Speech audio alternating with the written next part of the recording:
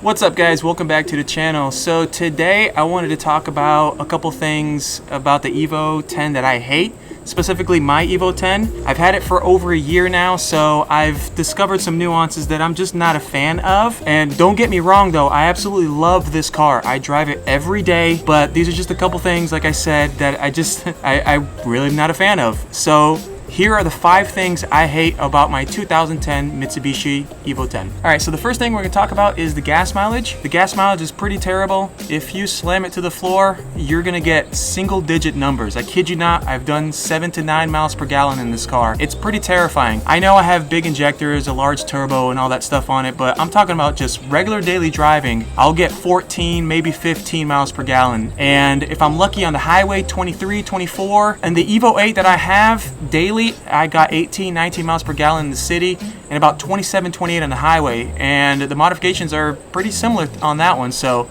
I don't know why that is the case with this one, but it's pretty terrible, man. You got to be really careful on how you're actually driving this thing. Now, granted, I don't have a lot of experience with other Evo 10s. It's just mine, so I'm not sure if that's the way it is with all of them.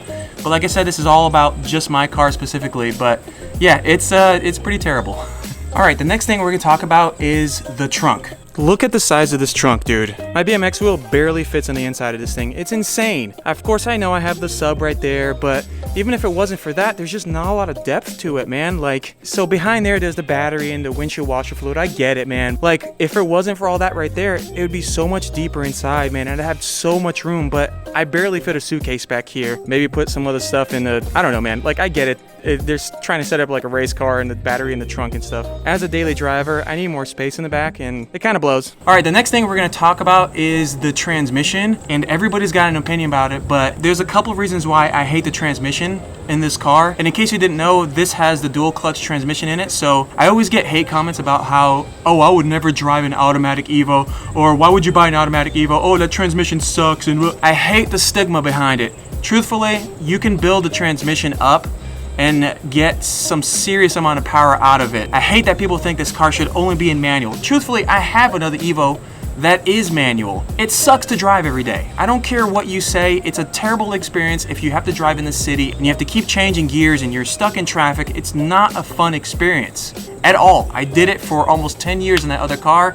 It's not fun. That's one of the reasons why I hate that this thing has an automatic transmission, is because people think that it's the worst thing in the world. It's not. I get that there's a couple of issues with it, like the clutch fork magnet on the inside has to be replaced because eventually it does fall out. But you got to understand that the 6-speed in the Evo 9 was pretty crappy too. And that was a manual. So they all have their pros and cons. I like having an automatic Evo. I'm sorry. If you don't like that, that's too bad. I have an Evo 8. That is a 5-speed that I can drive anytime I want. If I have to talk about specifically, aside from the fact that people hate the automatic transmission, it's the fact that this transmission does have a couple things that sucks. And the fact that the clutches themselves, the stock ones, don't hold a lot of power, specifically around, if I'm not mistaken, 350 foot-pounds of torque before it goes out. But you can get an upgraded clutch pack, just like any other clutch in a manual car. You can upgrade it and get a lot more power out of it. But the other thing that I don't like about the transmission itself is that I have to always drive in super sport mode, because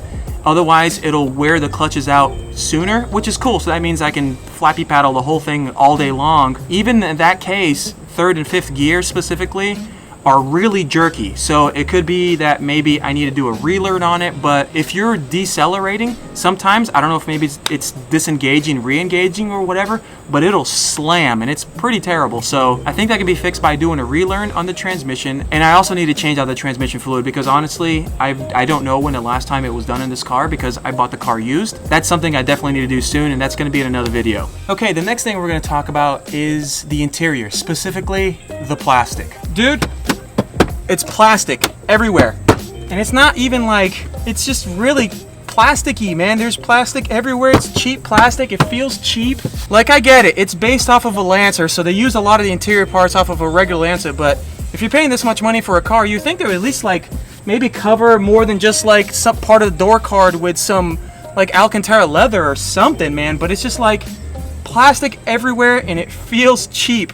And I hate it. It's creaky. It makes little noises and stuff. And I get like cars all have plastic. It's just like, it just feels cheap. It just feels really cheap. All right, the last thing that I want to talk about is the actual cup holders in the center console. All right, so this cup holder has one gigantic flaw. It's nice that it has a door that can open and close, so it looks really nice and clean. But the problem is that this door actually creates the cup holder, which also means that there's a space right underneath here that if you, for example, drop a dime in there, right, that's fine right there. But what happens if it slides to that corner? How are you gonna get it? Like, it's gone. Like, it's like you have to slam it to try to get the freaking dime out. It's not very well designed, man, honestly. All right, guys, that's it for this video. I hope you guys enjoyed it. I'm actually gonna do a follow-up to this video of 5 things I actually love about this car. So make sure you guys are subscribed to see that. And that's it. I'll see you guys in the next video. Peace. All right, bonus thing that I hate about this car. You ready for it?